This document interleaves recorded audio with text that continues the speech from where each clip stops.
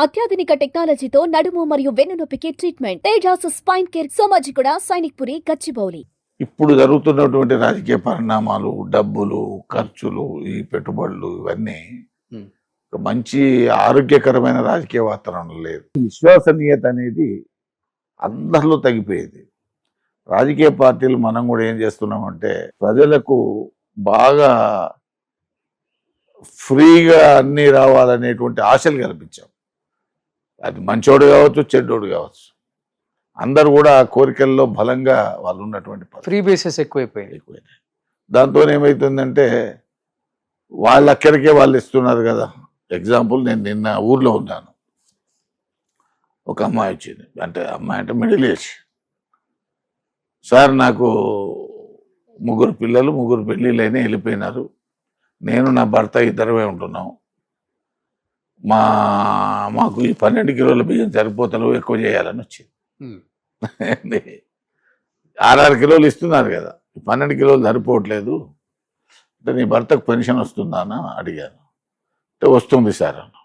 నాకు కూడా ఇప్పియాలా సార్ అంటే, మరి ఎందుకమ్మా నీకు 12 కిలోల బియ్యం వస్తున్నాయి, నీ భర్తకు పెన్షన్ వస్తుంది, మరి దాంతో బతకొచ్చు కదా మంచిగా. అంటే ఇద్దరం కూర్చొని తింటే సరిపోతలేదు సార్ అంటుంది.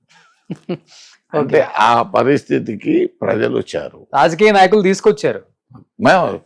నేను దాంట్లో తప్పు పట్టడం లేదు. రాజకీయ పార్టీలు, నాయకులే కాదు పార్టీలు కూడా. పార్టీలు అంటేనే వాళ్ళు కదా. అదే ప్రజలు మనం తయారు చేసిన తర్వాత ఏం నేను సమాధానం చెప్పాలి.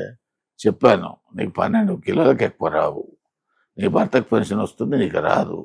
నువ్వేనైనా కొంచెం ఇంతో అంతో కష్టపడి మీ ఇల్లు నడుపుకోవాలి తప్ప అన్ని ప్రభుత్వం తెచ్చిపెట్టాలి అంటే అది సాధ్యం కాదు. కాంగ్రెస్ పార్టీ వచ్చిన తర్వాత భర్తకి భార్యకి ఇద్దరికి పెన్షన్లు వస్తాయని చెప్పారు. ఇప్పుడు ఎట్లా ఉందనంటే రాష్ట్ర ఆర్థిక పరిస్థితి చాలా ఇబ్బందికరంగా ఉన్నమాట వాస్తవం. ఇవాళ వచ్చేటువంటి ఆదాయాలు కూడా గతంలో కంటే కొంచెం తగ్గినాయి, వేరియస్ రీజన్స్. అవును. తర్వాత ఉన్న ఆదాయాలలో 6,500 కోట్లు 1వ తారీఖు నాడు జీతాలు, పెన్షన్లు ఇవ్వాల్సిందే. 6,500 కోట్లు వడ్డీలు, ఇన్స్టాల్మెంట్ ఇవ్వాల్సిందే. నీకు వచ్చేది ప్రభుత్వం లెక్క 18,500 కోట్లు. మిగతా 5,500 కోట్లతోనే నువ్వు రాజ్యాన్ని నడపాలి. దాంట్లోనే నువ్వు 2,000 పెన్షన్ ఇవ్వాలి, ఫ్రీ కరెంటుకు డబ్బులు కట్టాలి, తర్వాత మీకు రైతుకు బోనస్ ఇచ్చే దాంట్లో ఇవ్వాలి. ఇవన్నీ కూడా నీ 5,500 కోట్లు సరిపోవు కదా.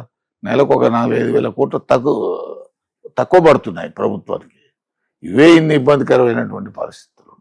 కాబట్టి రాజకీయ పార్టీలకు ఎవరన్నా కానివ్వండి, దేశంలో అది సుప్రీంకోర్టు చేస్తుందా, ఎలక్షన్ కమిషన్ చేస్తుందా, ఎవరు చేస్తారు, కేంద్ర ప్రభుత్వమే నిర్ణయం తీసుకుంటుందా, ఎవరికి ఇష్ట రాజ్యంగా అనౌన్స్మెంట్లు చేసి రాష్ట్రాలను దివాలా తీయించేటువంటి పరిస్థితి ఉండకూడదు అనేటువంటి ఒక చట్టం తేవాల్సినటువంటి అవసరం ఉంది.